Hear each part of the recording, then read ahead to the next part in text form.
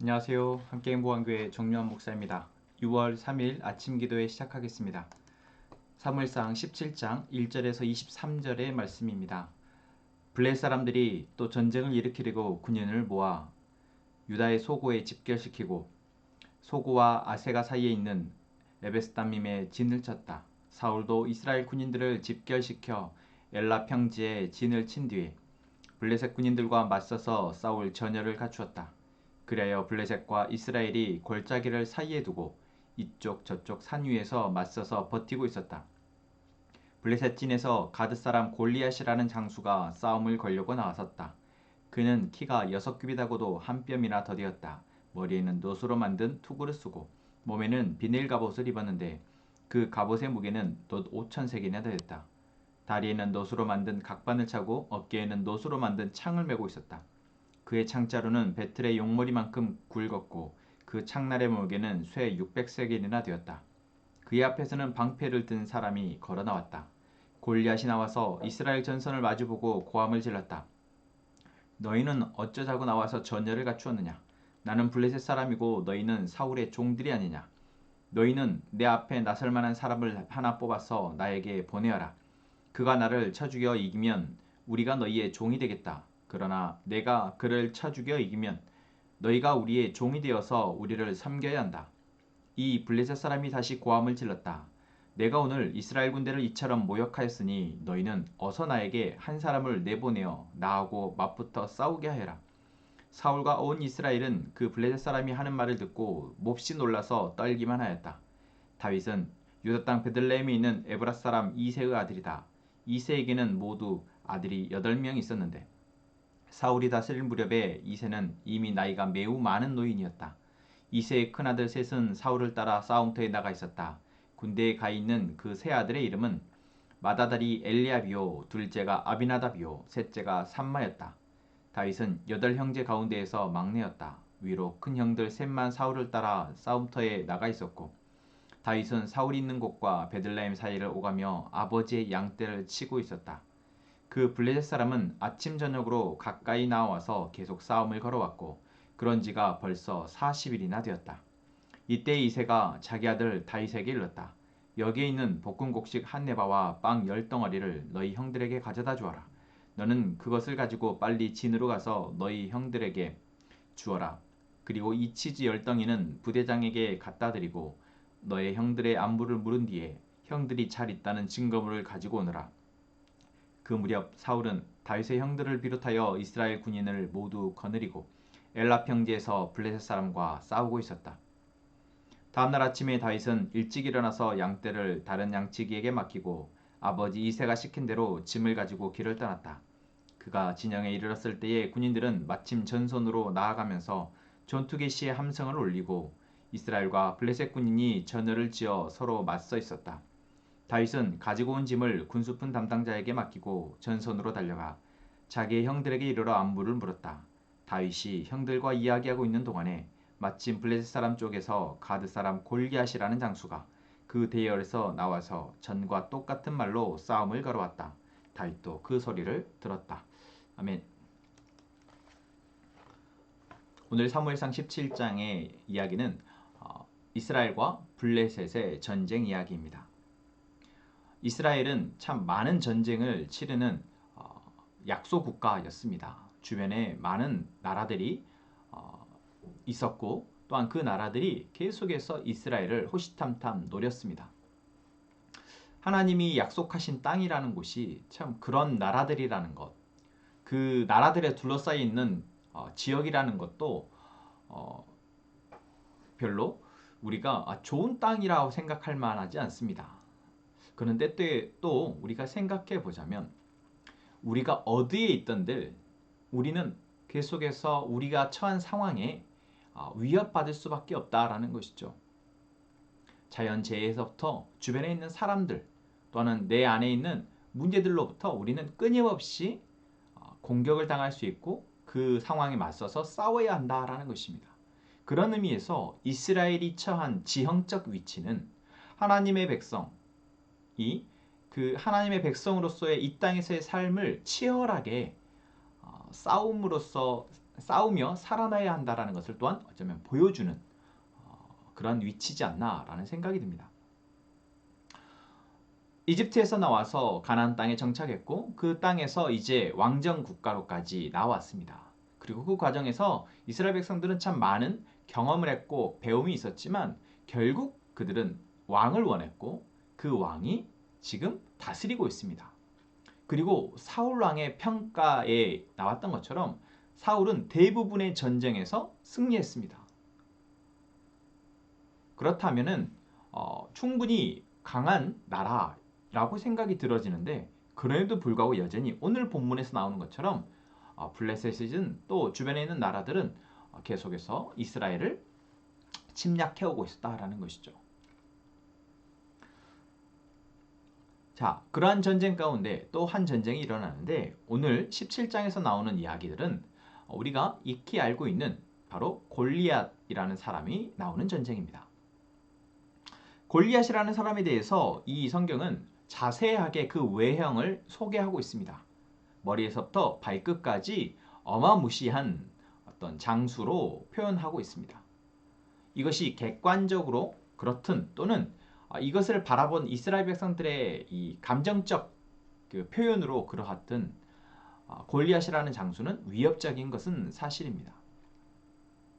그리고 그러한 골리앗이 이제 앞서서 나와서 이스라엘 백성들을 이제 조롱합니다.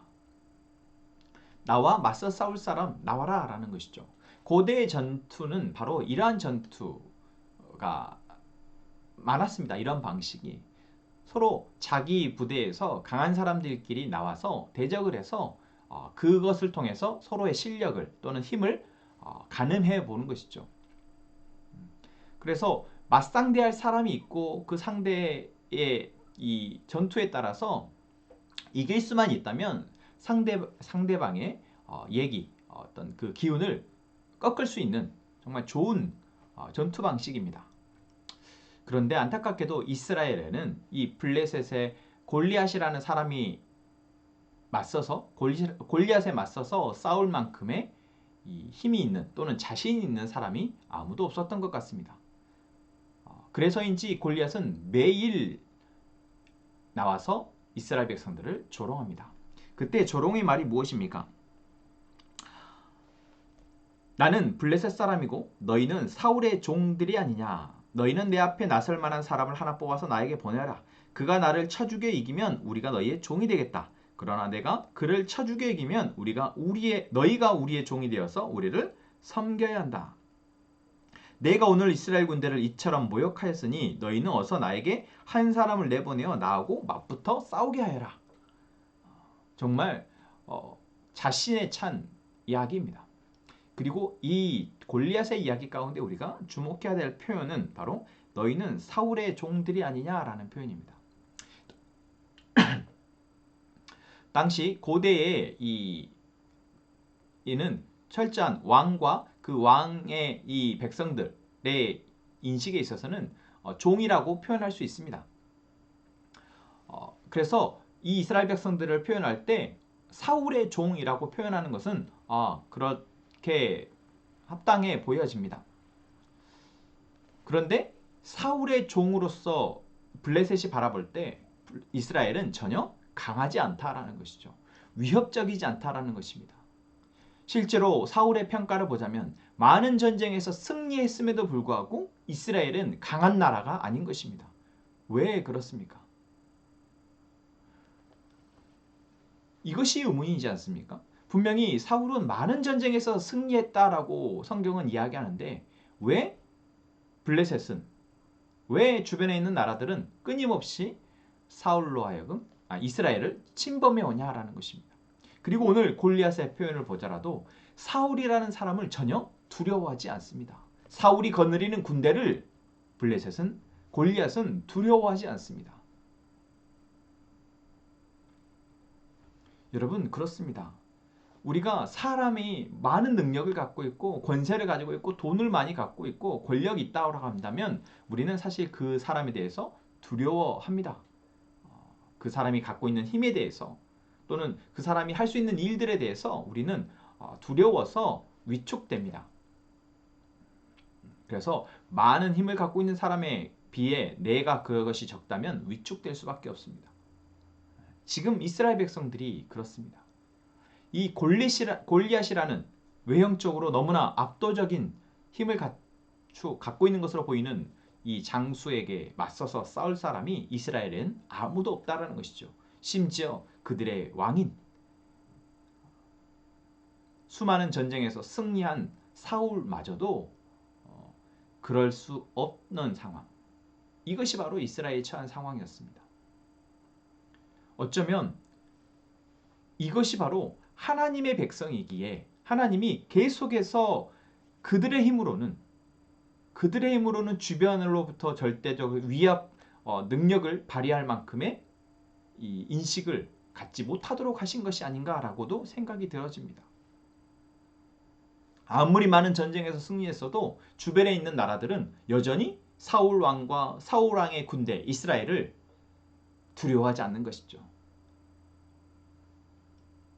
여러분, 우리가 오늘 이 말씀을 통해서 우리가 그리스도인으로서 하나님의 백성으로서 하나님의 다스리심을 믿는 자로서 오늘 우리를 살아낼 힘은 어디에 있느냐? 나는 그 힘을 무엇으로 여기는지를 한번 생각해 봤으면 좋겠습니다. 여러분, 돈이 많으십니까? 여러분, 남들보다 조금 더 좋은 직장, 높은 지위를 가지고 계십니까? 아니면 좀 더 많은 지식을 갖고 계십니까? 여러분, 그것을 통해서 주변에 있는 사람들로 인정받고 아우르고자 하십니까? 나의 힘이면 충분히 나의 삶을 꾸릴 수 있고 주변에 있는 사람들로부터 인정받을 수 있다 생각하십니까? 여러분, 그것은 엄청난 착각입니다. 이 세상의 그 무엇도 우리로 하여금 우리에게 수없이 다가오는 대적들을 대항해서 계속해서 이길 만큼 우리에게 힘이 되어질 수 있는 것은 없습니다. 나는 그렇게 생각할지라도 우리의 대적들은 이 세상의 악함과 이 세상의 죄는 수없이 우리에게 다가와서 너는 약해, 너는 나를 대적할 수 없어 라고 우리에게 오늘 골리앗이 그러는 것처럼 조롱할 것입니다.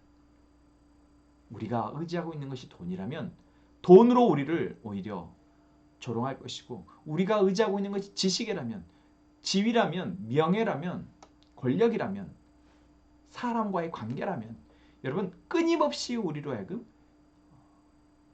그것을 놓고 조롱할 것입니다. 그렇다면 우리가 싸울 수 있는 힘은 어디에 있습니까? 오늘 이스라엘 백성들은 다른 나라를 볼 때 사울의 백성으로 보여집니다. 전혀 이스라엘 백성들에게서 하나님의 위엄과 하나님의 능력을 주변 나라들은 보지 못하고 있다라는 것입니다. 여러분 정말 그렇습니까? 하나님이 이스라엘 백성들을 애굽에서 건져내셨을 때 그리고 처음 이스라엘 백성들이 왕을 세워서 이제 하나님의 이 이스라엘 백성들이 왕권 국가가 되어졌을 때 그 과정 속에서 주변에 있는 나라들은 이스라엘을 두려워했습니다. 무엇 때문에 두려워했습니까? 바로 하나님이 이들을 지키시고 이들의 신은 하나님이시다라는 것 때문에 그렇습니다.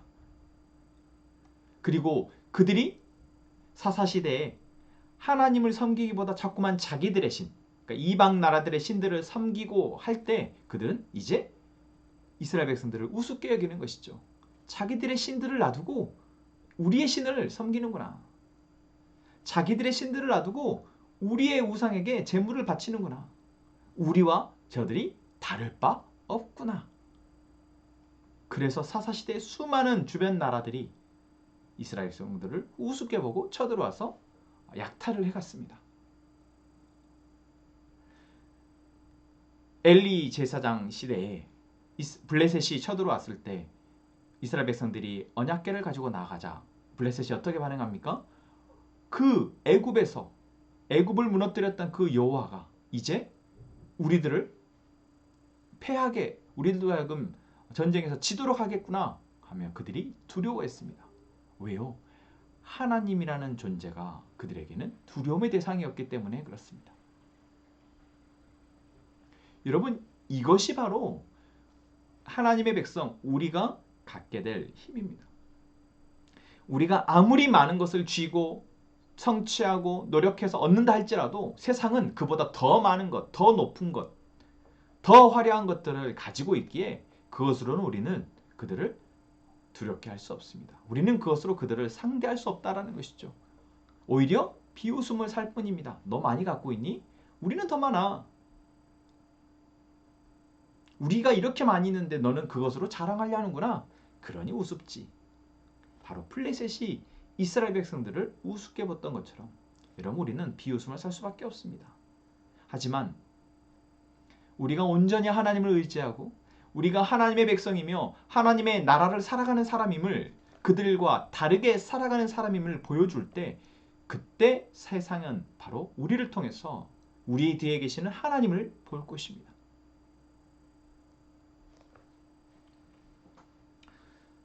우리는 바로 그 힘을 통해서 우리의 세상의 악함과 우리가 맞닥뜨리는 수많은 상황에서 싸울 수 있는 것입니다.